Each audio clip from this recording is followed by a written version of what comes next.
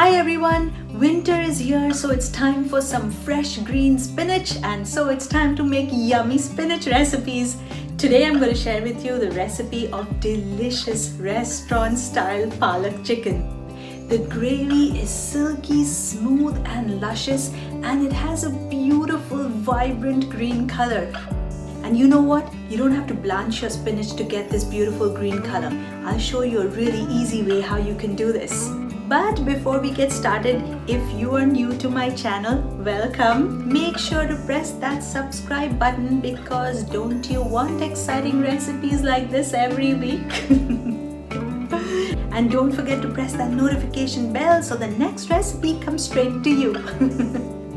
Alright then, let's get started. This is 500 grams of chicken with bone.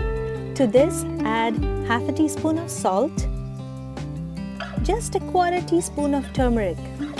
It's important not to add too much turmeric powder because that's going to mess with the vibrant green color. It's going to become like a mustardy green and you don't want that.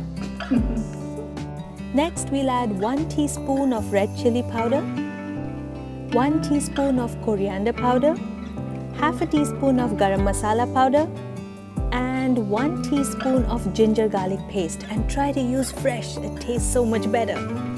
Next, add 4 tablespoons of plain unsweetened yogurt. That's it, let's mix that thoroughly and coat the chicken pieces evenly and set that aside till we get ready with the rest of the ingredients. Next, to a blender jar, add a big bunch of coriander leaves, 1 tablespoon of Kasuri methi leaves, 3 to 4 green chillies, and 4 to 5 cashew nuts.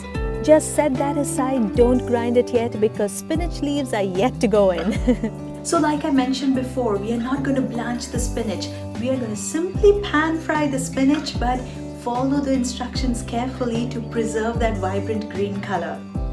So for this, we are going to set a pan or a pot on medium heat and add approximately 1 tablespoon of oil.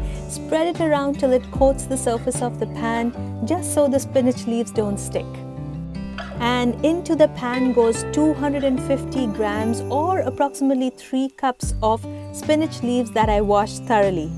We are going to cover the lid for just approximately 1 minute so the leaves wilt a little bit and it becomes easy for us to stir it around.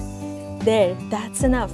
Now we are able to mix it around easily and we are going to just stir it until all the leaves wilt. I'm going to stress again that we are going to pan fry this just till the leaves wilt. Don't pan fry it too long because then the beautiful green color is going to turn into like a darker dirty green and you are not going to like it. Next, we are going to add these leaves into the blender jar where we had all the other ingredients and we are going to grind it to a smooth paste. While that's happening, meanwhile, let me quickly wipe down the pan and I'm going to show you how beautifully green and vibrant this paste has turned out. Okay, so now you tell me, do you really have to blanch the spinach leaves? Not really.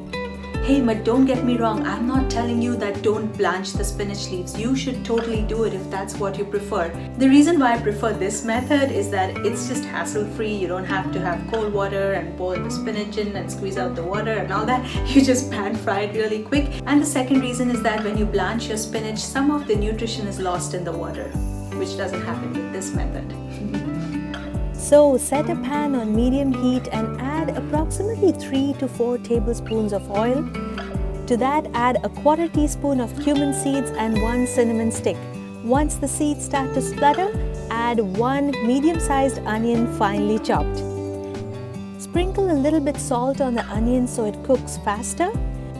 Stir fry the onions for approximately 3 minutes or so or until they start to look a little translucent. At this point, add in 2 teaspoons of fresh ginger garlic paste. I always like it fresh.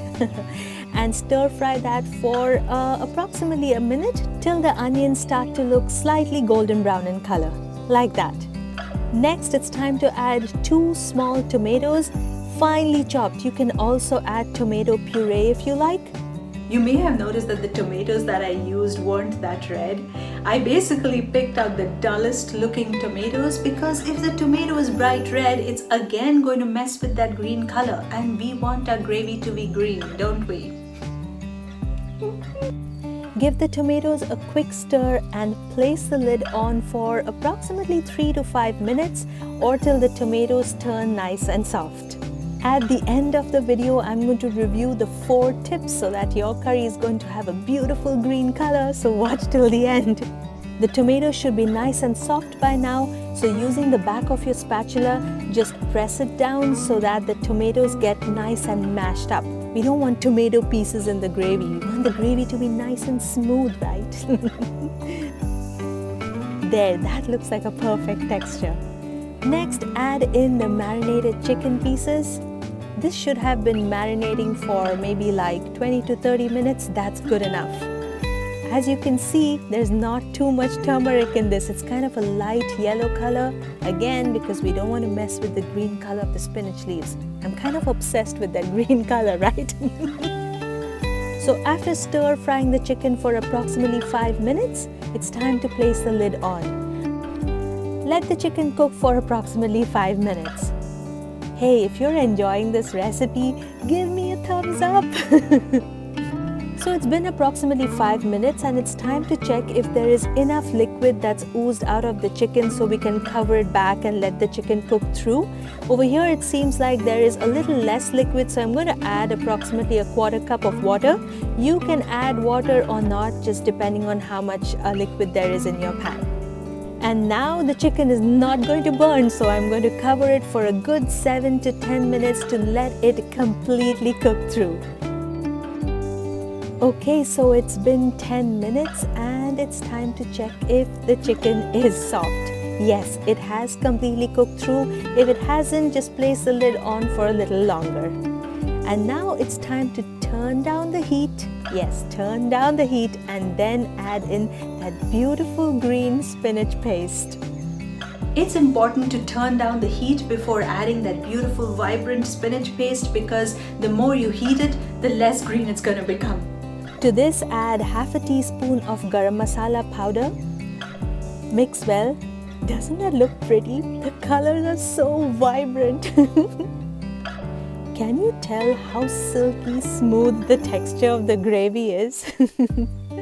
The important point now is to not place the lid on and cook anymore.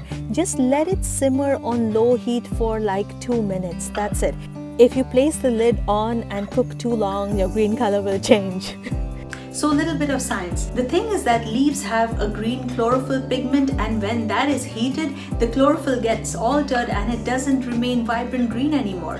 So we only want to let it simmer on low heat for 2 minutes. That's it. I think I'm starting to get crazy obsessive about this green color, don't you think? Next, let's add some salt to taste.